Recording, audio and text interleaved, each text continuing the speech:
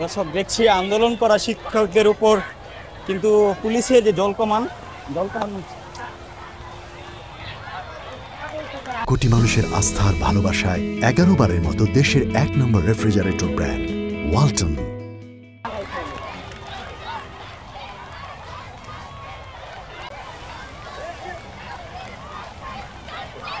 দর্শক, এক পাশ থেকে আমরা দেখছি যে জলকামান নিক্ষেপ করা হচ্ছে, অন্য পাশ থেকে কিন্তু আন্দোলন করা যে শিক্ষকরা তারা একের পর এক স্লোগান দিচ্ছেন।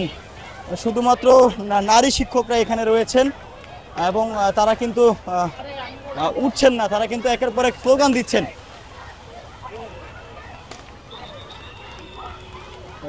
সাউন্ড গ্রেনেড কিন্তু নিক্ষেপ করা হয়েছে, সাউন্ড গ্রেনেড কিন্তু নিক্ষেপ করা হয়েছে। সচিবালয় অভিমুখে যাত্রা করার এক পর্যায়ে শিক্ষকদেরকে আটকে দেন কিন্তু পুলিশ সদস্যরা এবং তারপর পরেই জলকামান এবং আমরা দেখছি সাউন্ড গ্রেনেড কিন্তু নিক্ষেপ করা হয়েছে।